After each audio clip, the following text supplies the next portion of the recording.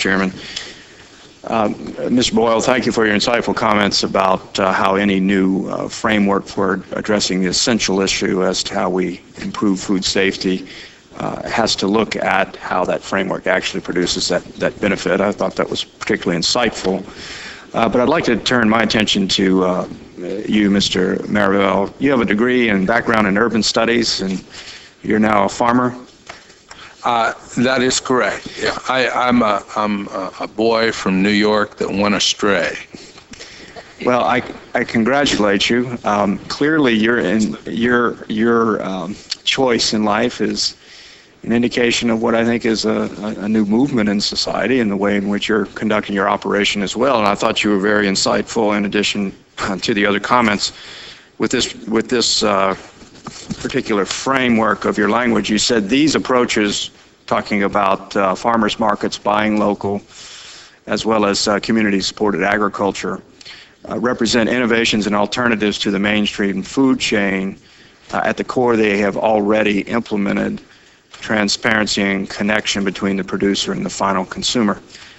As long as they provide safe food, these approaches should be given incentives, not barriers. I think, again, one of the growing opportunities in agriculture is related to this broader philosophical movement of a desire for reconnection with the land, between the urban and the rural, between the family and the farm.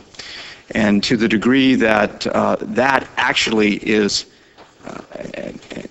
assist in improving food safety, it should be looked at through another paradigm, perhaps. We oftentimes fall into a logical sequential decision-making process here, where if you've got a problem with food safety, you tighten up the existing structure rather than re-examine the paradigm.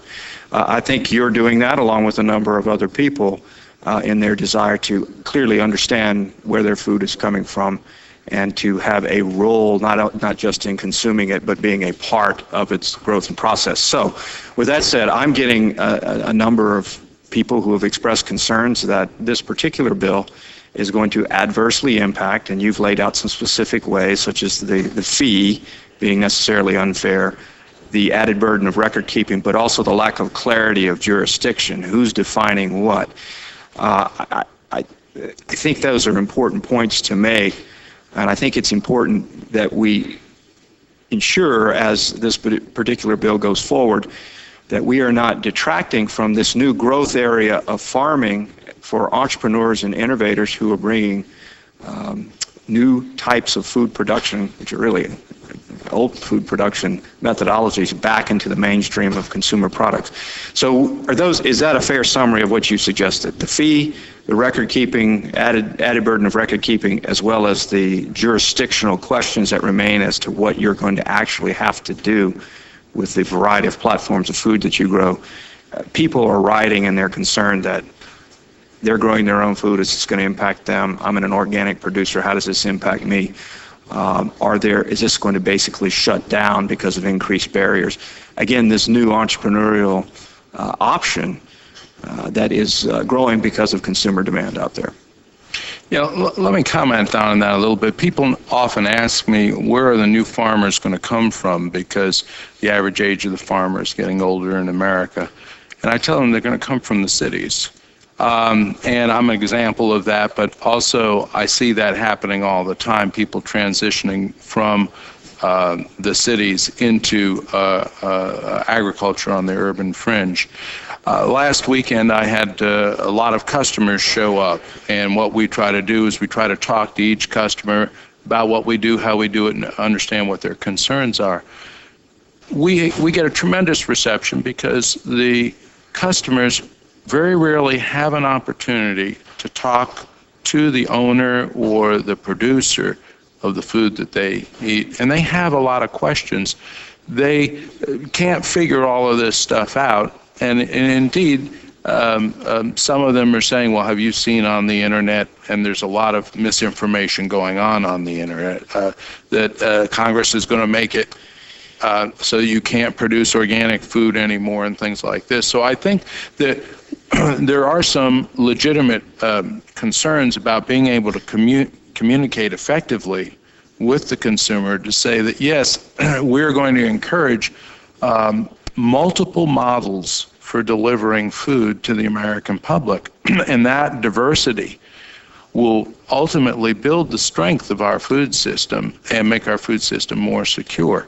And as long as the efforts of this bill can continue along those lines, recognizing the diversity of our agriculture and the diversity of models for delivering our food to our people, and not provide barriers so that people will say, well, I don't want to go too far afield here, but people thinking about entering into the profession of agriculture who are currently, perhaps like I was, a city boy way back when, don't feel that the barriers are insurmountable. I'm now considering adding additional enterprises to my operation to make it even more diverse.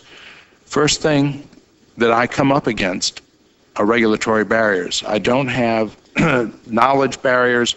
I don't have production-based barriers. I have a customer base that would support my going into new enterprises. They're already buying my products. They buy other types of products I produce. And the first thing I run into, and it's not just food safety. I mean, I'm going to run into planning and zoning. I'm going to run into farmland preservation. I mean, I have to consult with so many different places just because I would want to start a small dairy herd, for example, or I would want to start putting some of my grains into a baked product.